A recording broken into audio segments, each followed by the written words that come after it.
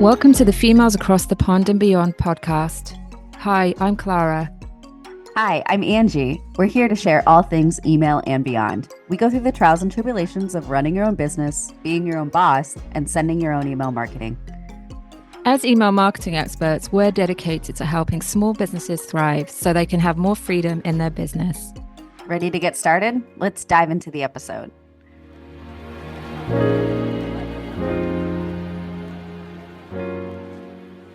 Hello. Welcome, everyone. Today, we are going to talk about hiring contractors.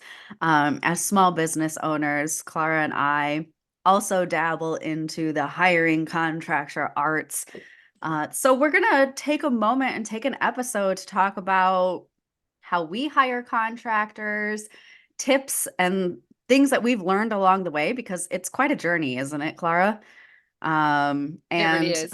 yeah, hopefully help you as you venture into hiring more contractors. So before we get started, though, I am going to kick it off with I want to hear about a new thing that I want to do called like your bonkers business moment. If you had like a bonkers business moment or like a magical business moment this week, because we're all business owners here. And sometimes like just crazy, insane things happen, whether they're good or bad.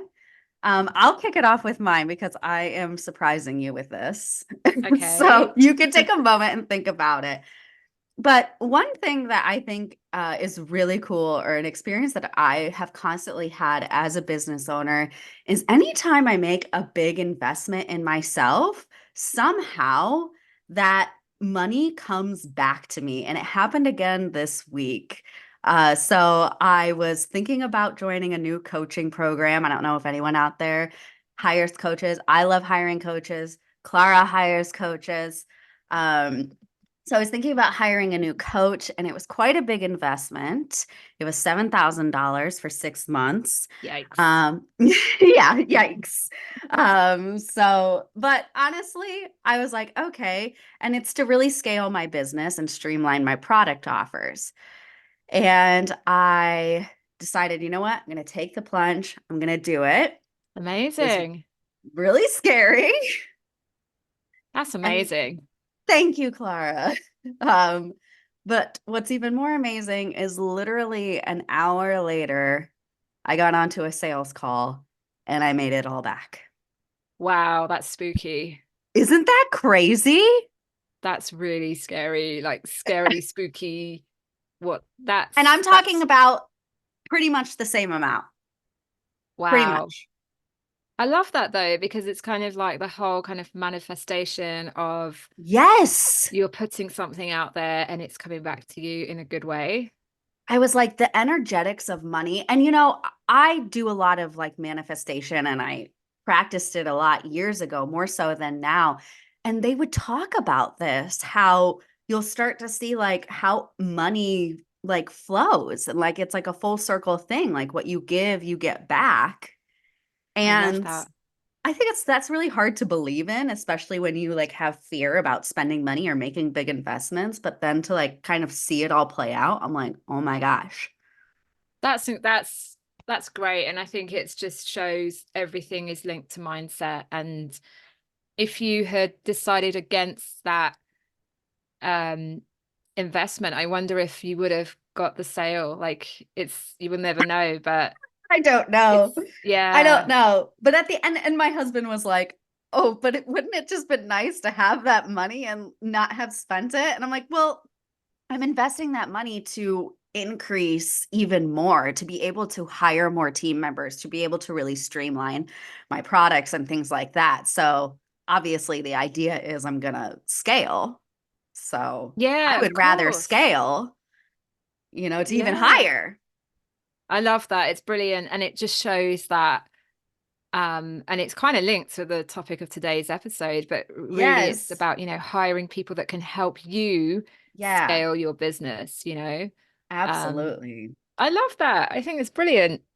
I think it's Thank great. I you. think it's really positive as well. And I love that yeah, it's just about energy, I think, as well, and putting something positive out there and it comes back to you. Yeah. I love that. Okay, so now it's your turn. What about you? Do you have like a bonkers but I mean, you kind of Oh, told me before we got on here, and I really wanted to tell you, like, oh yeah, me too. You said that you landed a big project, but it doesn't have to be about that. yeah, I did this week, which I'm delighted about. But actually, I wanted to share just a quick story about a random conversation I had this week, which I'm really excited about. And I guess, like you, unless, I love the saying, fortune favors the bold, I think it is. Mm-hmm.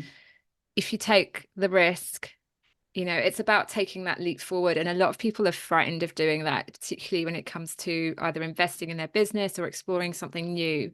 Yeah. And I had a really interesting conversation today, and it got me thinking about, well, let me give you the context. So I'm working on a big client project at the moment that is linked to a migration. So we're doing a Mm-hmm. couple of migrations. And I was thinking more broadly about how I can accelerate and scale the support I give to my clients without cloning myself 100 times or hiring lots and lots of people. Like, how do I give good quality time to these clients, particularly on some of the aspects that require a lot of my attention? So I'm specifically talking about when you're signing off on campaigns, the kind of whole QA process. And I had a really good chat this week with this guy who has developed this amazing um I don't even know what it is, like a tool or platform. It's so early stage and he's developed it just for himself. And I am so curious to know how this could actually help me scale my business. And we had a really good chat about what he's developing, he's actually using for his corporate job, but he's starting to look at how he can help people like me and people like you. Um, so it's just about automating and using AI to accelerate a lot of the things that might be quite manual. And this is more in relation to email marketing specifically. But yeah, so really excited to work with him on this. I don't even know where it will lead to, but the first session was really good. And you just never know when you put the question out there what kind of responses you'll get. So I'm excited to work with this guy to come up with something really cool that could be quite revolutionary for a lot of service providers, particularly email, or I'm really excited. even social media people as well. Anyone that basically works through a QA sign-off process. So watch this space. Hope to be sharing more about this in the coming weeks. But yeah, we're certainly looking at AI to help with Cool. this. Yeah, and I mean, I think a lot of people tend to think like ChatGPT, but there's just so many things that AI can do. And I know art is already doing for my business. I really try to lean into it and look for tools to streamline stuff. And there's a lot of good stuff out there. That's another There is. episode that we need to have. Yeah. Yeah, there is. That we need to do an episode on AI. Absolutely. Because it's getting to the stage where there's so much people are discovering on how AI can help them. And yeah, we're Yeah. we're talking way beyond copy and content generation now. So I'm excited by that. Let's do an episode on that. We've But decided I'm here, right here. decided here and now. But I'm really excited. Ooh, I'm very interested. So definitely keep us posted we because will. it sounds like something that I absolutely need as well. Because Yes. yes, I am scheduling emails all and Q&Aing all the live long day. Yeah, I will keep you posted because yeah, watch this space. Watch this space. All right. Well, let's get into hiring contractors. But like before we even go to hire a contractor, how do we know that we need a contractor? What might be the signs that, someone might make more money, right? Because the whole point is we want to hire someone that's going to make things more efficient for us so that we can spend more time making our business money, or the contractor also helps with like our marketing and making us money, right? So Yeah. how do we know we need one? What do you think, Clara? It's a great, great question. I think for me, it's maybe signs of burnout. So you might be trying to do 1,000 things and just feel like you're getting nowhere. You might feel like you're so focused on client work you're not promoting your business, and therefore it really is a sign that you need help, because unless you're getting up at 4 a.m. to try and do everything, we also want to have that balance of a life as well. And I think with becoming a business owner, you also want that freedom and flexibility. And if you're working longer than you did in corporate, then something is going wrong. Now, listen, I know that there are some startups out there that are working all hours to launch something, and I get that. And that sometimes needs to happen. But we're talking about burnout here that's kind of constant, and you're not seeing any respite, and there's no light at the end of the tunnel. So these are the signs that you should be looking for, right? In terms of, you know, what kind of why would I hire a contractor? Well, burnout is certainly one.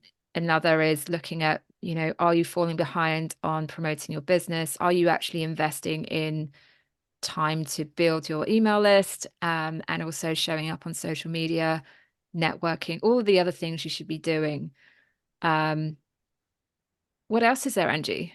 I think my big thing was kind of hitting on what you just talked about is understanding that you're one person and there are some things that are falling to the wayside that are not working in your business. And they're most likely just not working because they're not getting the prioritization and the time and Hmm. the expertise or skills that it needs. A lot of that time, a lot of the time that's happening with our marketing, Yeah. with Yeah. marketing our business. That tends to fall to the wayside Yeah. because we're so focused again on client work or product creation or the things that we really do enjoy doing Yeah. as business owners, right? So I think it's also realizing, hey, maybe my sales aren't growing, or my social media audience isn't growing, or my email list isn't growing because somebody it really would do a lot better if somebody was actually focused on it. Yeah, absolutely. I mean, one of the things I've noticed actually with some of my clients is that they're either trying to upskill in certain areas like social media or like any kind of aspect of marketing that may be new to them. And the time it takes them to learn a new skill, Ugh. um, it's just not there, right? You're talking, they're cutting into their weekends on top of trying to run a business. And so you've got to ask yourself the question, what value is there in me learning this skill versus bringing someone else in to do this for me and saving me a lot of time? And, just learning that skill is not enough. You have to keep up to date with it. You have to refine, there's things that you need to kind of build on that skill set once you've learned it. Um, and also, going back to the point around freedom, right? How much time do we want to spend learning all these new skills? Do we actually want to be spending time on doing what we enjoy, what we love, what we're passionate about within our business, and then spending time with our friends and family? Or do we want to be learning all these new things in our business to basically be doing absolutely everything? There's got to be a cutoff, right, Angie, in terms of I actually draw the line at doing XYZ, like Yeah. we can't do everything. Yeah, and I think that it is important to understand that there are things that you're going to enjoy doing, like extra skills. Like I have clients that are really good at social media and they do their own social media and they excel at it and they love it. And that's great. They should absolutely keep doing their social media. Same thing with email marketing. I have clients that are really great at writing their own emails and are really comfortable sending their own emails. Great. So I think it's also being able to understand, what do I enjoy doing? What do I feel good about doing, as opposed to what do I want nothing to do with and I really don't want to learn how to do. And being honest with yourself about that. And it's okay to, like you said, not want to learn a new skill and not want to do Yeah, something. yeah, Okay, exactly. okay, so we decide, hey, I don't like doing my social media. I don't like doing this or that. What do we do next? Like, what do you think? Where do you go, or how do you source, I guess, finding a contractor? I kind of want to talk about that. What's like the next Mm. step for you when you're like, okay, I need a contractor. What do you do next? It's a great question, actually. And for me, I actually ask other business owner friends. So I Mm. get referrals, recommendations. For me, it's about trust. I'm bringing someone into my business. I need to feel I can trust that person. Um, and I'm more likely to if I've had a recommendation or kind of referral. So depending on the skill set I need, it's usually a VA or, depending on what the requirements are. I will look out to my friends first and then perhaps go on Facebook or yeah, usually Facebook, but within certain groups, I'll ask the question. And actually that's how I've found, current and previous contractors that I've worked with in the past or now. So I think depending on the requirements you have, um, it depends on then where you find them. But certainly my first point of call is our referrals. How about yourself, Angie? Yeah, same. For referrals, I'll reach out to other email marketers in the space.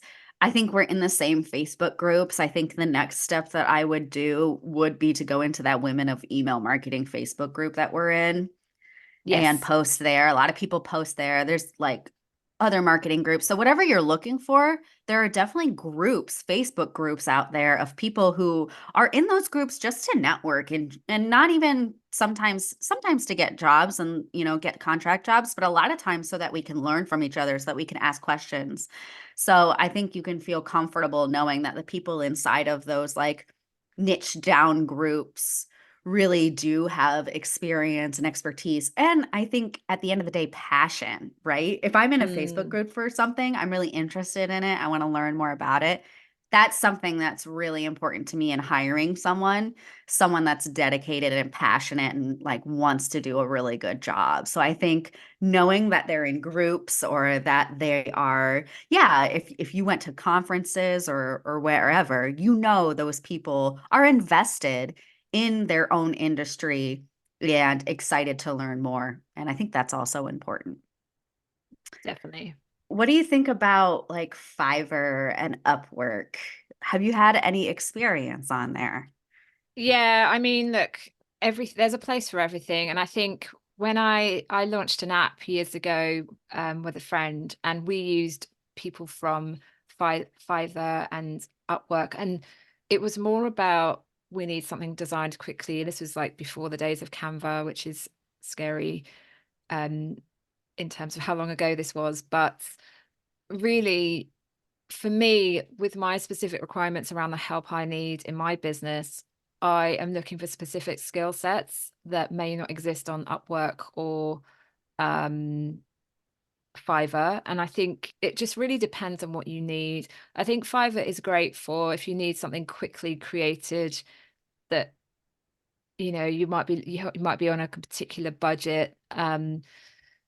But personally, I don't use those platforms for looking for someone to bring into my business because I'm looking for not just one project, but looking kind of longer term. If I really like working with that person, I will bring them back onto future projects as well. So I personally haven't experienced that on Fiverr or at work. Have you No, experienced that? Yeah. no. That's why I was asking you because I've definitely looked on Fiverr and Upwork and thought about reaching out to people. But as an email marketer, I have redone so many flows that people had gotten from others on Fiverr, and they were just so bad. So bad. So like it makes me Yeah. kind of scared. But I think you're right. It depends on what you're looking for. If you're Yeah. looking for an email flow, that's something that can make you money Yeah. consistently for Yeah. years to come. You want that to be done well. And to me, it's totally fine to spend $1,000 on that Yeah. because the return is going to be so much more than that, Yeah. right? Yeah. So Absolutely. you're right. It really depends on what is the task, what is the ROI of the task. If Mm-hmm. it's a potential huge ROI, take some more consideration and time into who you're going to hire for that, right? Yeah, I mean it comes down to like for example experience and you know, their track record? Like, what is it that you are looking for? So for example, I have quite a technical project I'm working on at the moment. So I don't have time to train someone up at this point in time. Maybe in Mhm. the future I will. But I need someone that can come in quickly and hit the ground running and really get to grips with multiple CRM email platforms that I don't need to therefore spend time training them. So experience and skill set is really important, like technical skills for what I'm looking for. But you might find that actually I just want someone to come in and run my social media because I have zero time. And Mhm. that's a really, really common one that I think a lot of people need help with. Um, but really, I guess when we start thinking about hiring someone, like the kind of qualities we want to see in a contractor are, for me, it's passion. It's actually Mhm. showing up with enthusiasm. It's someone who has good communication skills and can, you know, respond to me in good time, not take weeks to get back to me because that's a red flag. Um, but also like, you know, how do I know that this person is as good as they say they are? Um, you know, what steps do you take, Angie, to make sure that you're hiring someone that you think would be a good fit? I usually do like a little grace period for a few weeks, especially because the people that I have looked to hire, I want them to stay on for a while. I'm not really looking on for project based, or I haven't really. It's always been I need like a VA, or I need someone that can do the things like scheduling emails, or, helping me with these little tasks that I'm going to need for, as long as I have clients, right? So for me, it's all about, I've never done a sort of like project test or like paid for someone in the hiring process. I've always just said, okay, like I'm going to bring you on for a month and we'll kind of test the waters and see if this is a right fit. And typically within a few weeks, I can tell, if this person is what I'm looking for or not. Yeah, So, which has been a journey. yeah. And learning how to do that has also been a journey for me. I will admit I feel like I'm not that good at hiring people because I don't know. I tend to just be really optimistic and hopeful, and I think something to be wary of, or something that I get nervous about, is like confrontation and feedback, which I need to get over. I just need to be like the boss CEO of my business. Yeah. Because that's been really challenging for me. Because like once I see that someone is like making mistakes and making repeated mistakes, I'm like, okay, do I need to train them? Is there a future with them, or is this just not going to work out? It's So I time to always say do that goodbye. period. It's time to say goodbye. That's another thing. Like so tell me about your process and how Yeah. you bring Um, people on. it's really weird, right? Because I know the questions to ask when I meet people, and it's usually an informal, quick call on Zoom or whatever. After I've, you know, initially someone has reached out to me to say they're interested. Um, but I actually go on gut feel a lot. I actually, That's always right. yeah, I've hired in my corporate job, I hired lots of people, and I always followed my gut. I always had a sense of, even if the person didn't do the best job in the test. I mean, obviously we're looking for good standards here, but like let's say they may not have all the experience I need, but their enthusiasm outweighs that, then you know that for me is a good thing. But I go on gut feel. The mistake I have made, and I'm going to share this, but obviously protect the person I'm talking about because I'm not about that. But I Mhm. guess the mistake I made um was I actually did go on a referral, and I didn't then do my diligence to check that this person was actually of the standard I was looking for. So I guess even with referrals, we still have to be doing our checks. Um, what ended up happening for me was this particular person was getting some really basic things wrong. and the client was seeing it. I I was trying to keep up with the mistakes that that person was making, but it was just a disaster. Like it just made it actually made it harder for me because I was doing more work to correct the mistakes and what have you. It was just awful. Like it was a really bad experience, and I remember at the time feeling like this is actually causing me more stress. And yeah, that mistake I've learned from. Like I still would go on referrals, but I would still do my checks. I would still look at what exp what experience did this person actually have. Um, I think if you've been running your business, even if like let's say you've been running your business for a year and you've started to hire people, unfortunately, sometimes it doesn't work out and sometimes you do have to part ways. Because when I hire, it is for the longer term. Like if you're good, I will keep you on. If you want to keep receiving, work from me, then I will happily bring you into many future projects. But you also have to prove yourself, right? Yeah, absolutely. I have been through the exact same thing that you went through, um, on referrals and on me reaching out to people on Instagram and things like that, where and it's funny that you talk about gut because that is absolutely right. With every VA or assistant that I've had that it hasn't worked out, Mm, my gut has like always been, this is not going to work out. This is not good. Again, within like those first couple of weeks. And I tend to quiet that because I'm like, no, I just hired this person. I want to commit to them. If they need a little training, if they need a little extra help, I'm happy to give it to them.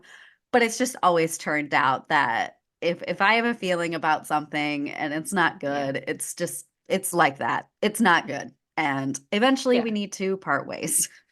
Yeah. And it's the whole red flag situation, isn't it? I mean, Yeah.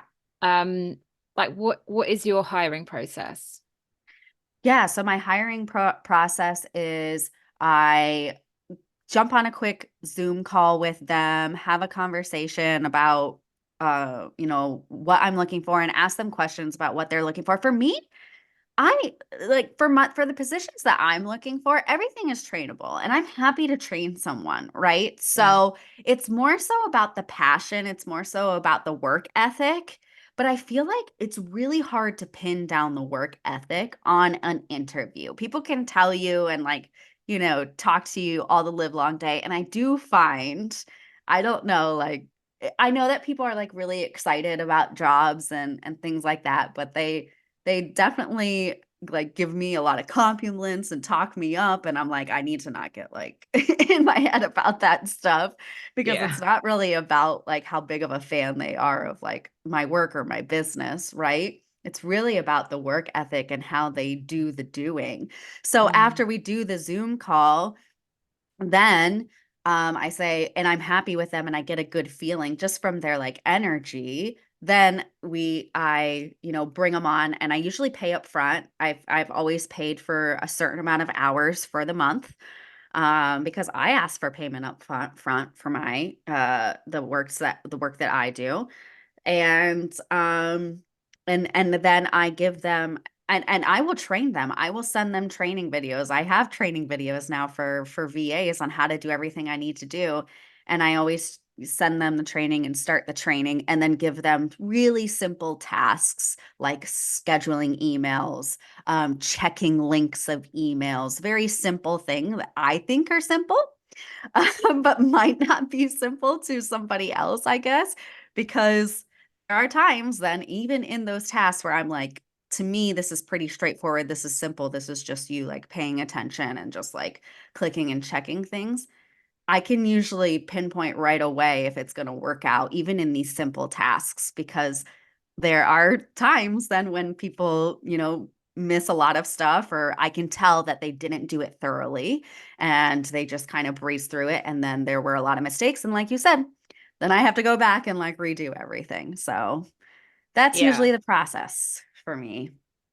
Yeah. And like when you do go through that, it's you soon learn actually if this person is the right fit. And sometimes, people are great in interviews, but when it comes to the job itself, like, Yes. oh dear God, like what have I Yes. done?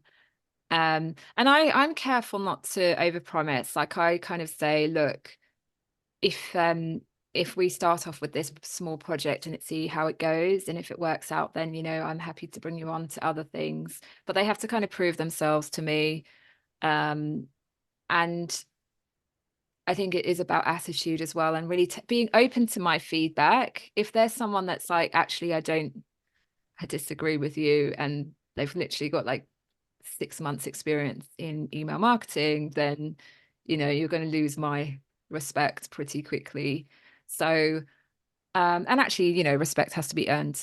So I feel like, there's a lot to be looking at in terms of the hiring process. But what about how we build that relationship once we've hired them? Like, how does Uh, that work?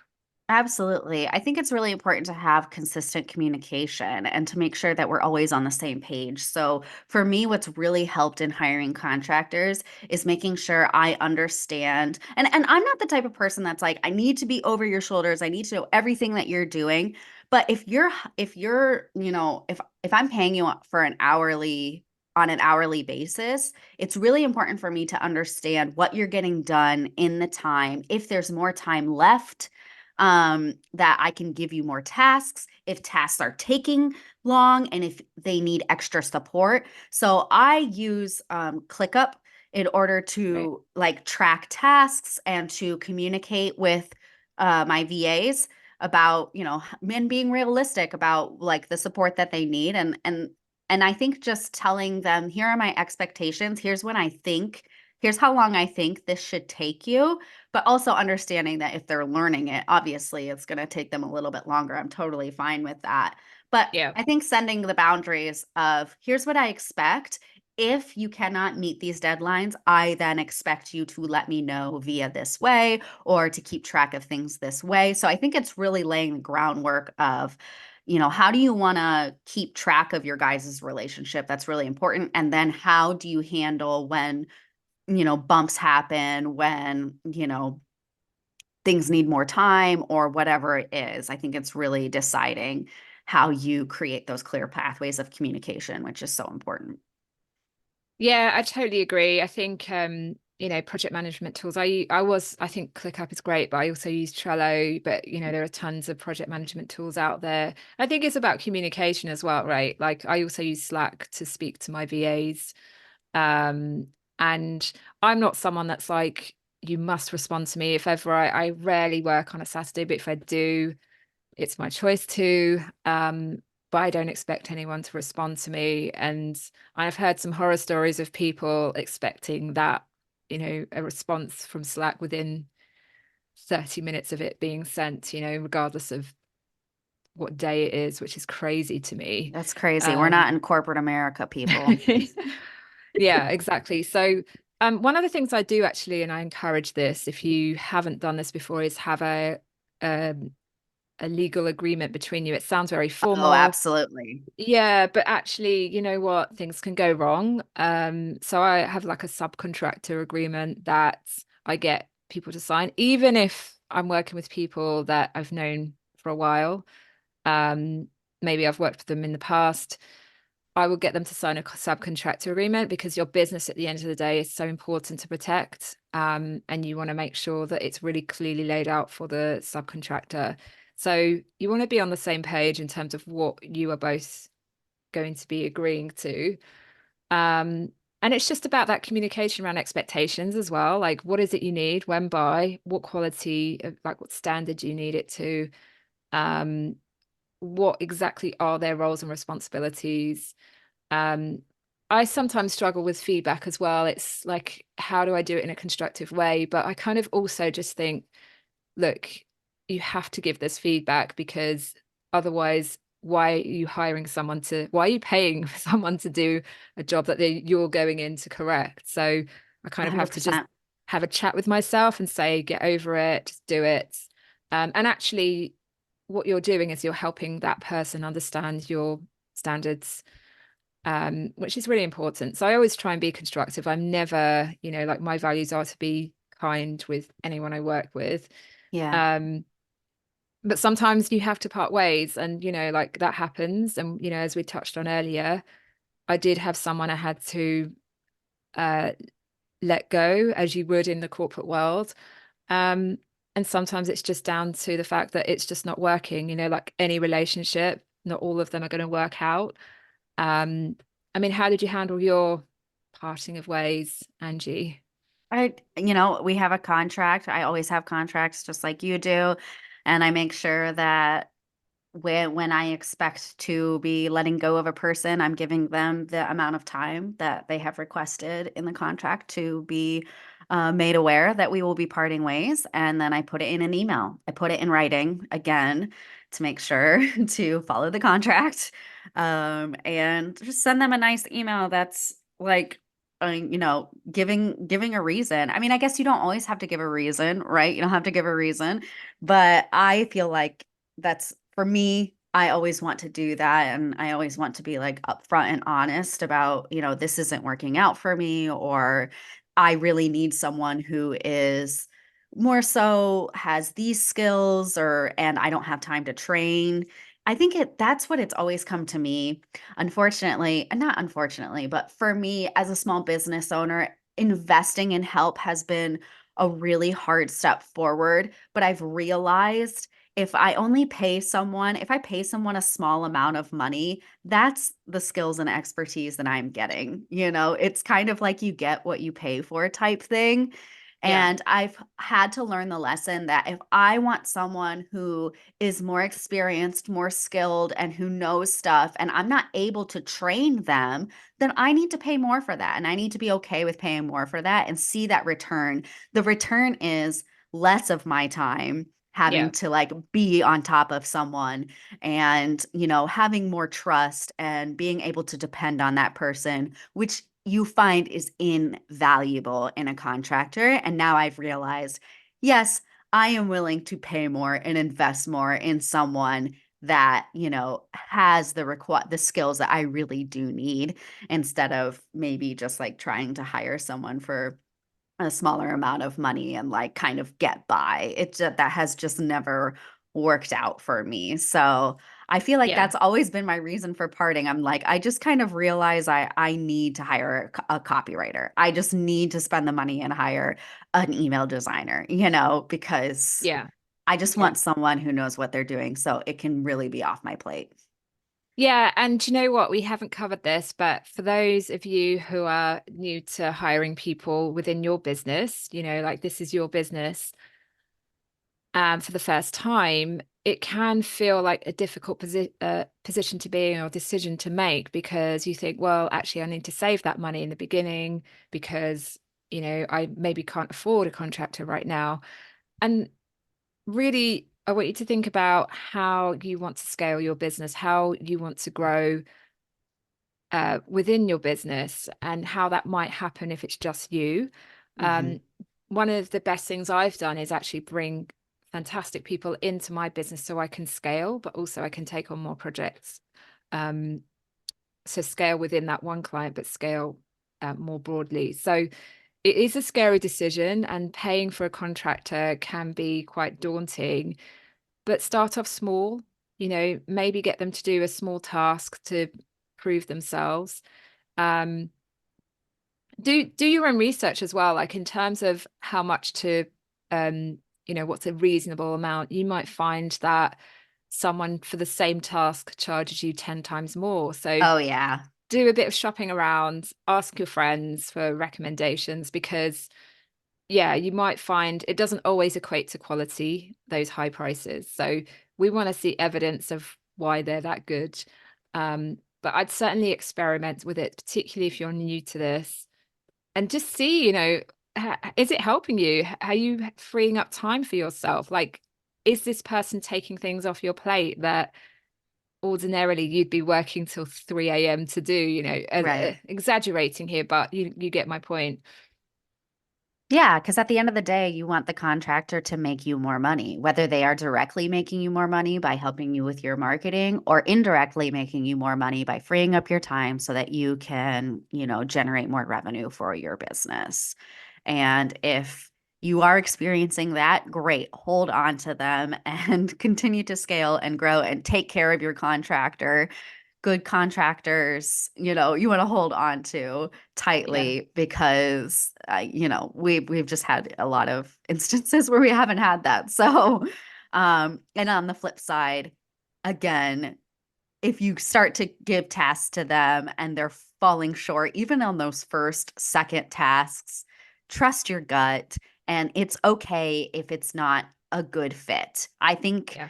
in my experience, I've had to go through a few, it's been a journey to find someone that I feel like I can really, really grow with. So also know that it is a journey and you're more likely going to be working with some contractors that disappoint you. Don't let it make you upset or stop you from scaling and hiring. There are good people out there, and we get better at hiring and we get better at interviewing and, figuring out who's right for us the more that we give it a go and the more that we try it. Yeah, I So, mean, this is such a big topic and there's so much more we can say, but yeah. hopefully today we've given you some really good pointers and things to consider, either for those of you new to this or those of you that are starting to scale your business through subcontractors.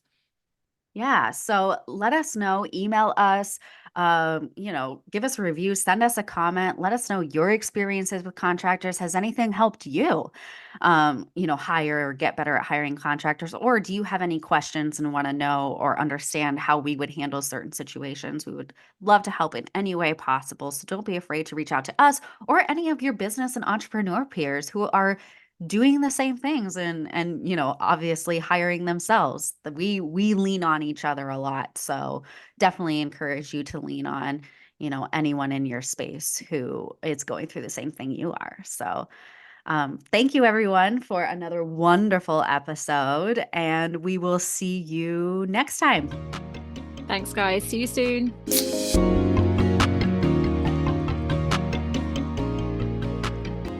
You've just listened to Females Across the Pond and Beyond podcast with your hosts, Clara and Angie. If you like our content, don't forget to subscribe, rate, and review us on the platform of your choice. Is there something you want to hear about for our next episode? Email us at femalesacrossthepond@gmail.com to let us know. Until next time.